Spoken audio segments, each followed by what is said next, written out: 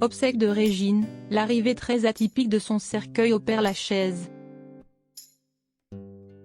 Il y a quelques jours, Daphné Rottkage, petite fille de Régine, avait annoncé que les obsèques de la Reine de la Nuit, et bien plus, se dérouleraient au cimetière du Père-Lachaise, à Paris, dans la matinée du lundi 9 mai 2022. Si est sous un soleil radieux, et non dans un corbillard, que le cercueil de Régine a été présenté pour les obsèques. Il est venu le temps pour tous les proches de Régine de lui rendre un dernier hommage. Décédée le 1er mai dernier à l'âge de 92 ans, celle que l'on surnommait la Reine de la Nuit. Ce qu'elle n'aimait en réalité pas beaucoup, a pu compter sur la présence des siens pour ses obsèques.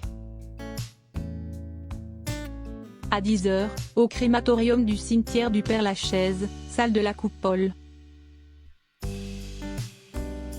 La famille de Régine et ses nombreux amis se sont retrouvés pour honorer la mémoire de celle qui laissera à jamais son empreinte dans le monde du spectacle.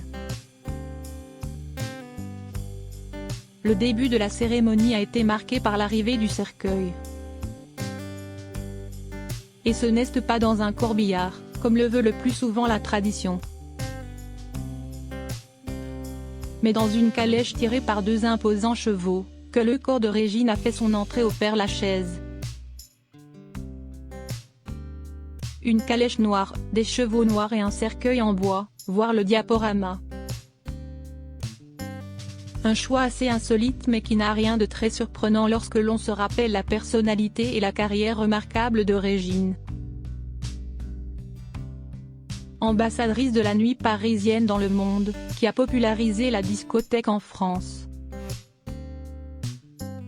Icône des années 60, Régine a été propriétaire de jusqu'à 22 discothèques qui portaient son prénom dans le monde entier.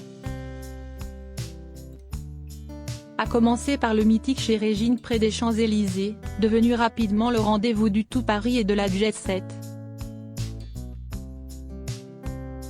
Si est elle qui fait remplacer les jukebox, distributeurs automatiques de chansons enregistrées sur des disques, par des tourne-disques et des disques jockeys. Elle-même a été DJ en 1955 au Whisky à Gogo, à Saint-Germain-des-Prés. Sans compter sa carrière de chanteuse avec des tubes comme La Grande Zoa ou Je survivrai, et sa carrière de comédienne. La mort de Régine avait été annoncée par sa petite fille adorée, Daphné Rottkage, le 1er mai dernier.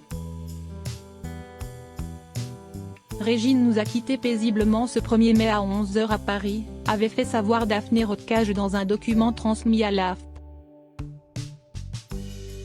La Reine de la Nuit Seneva, fermeture pour cause de longue et grande carrière, avait complété le communiqué écrit.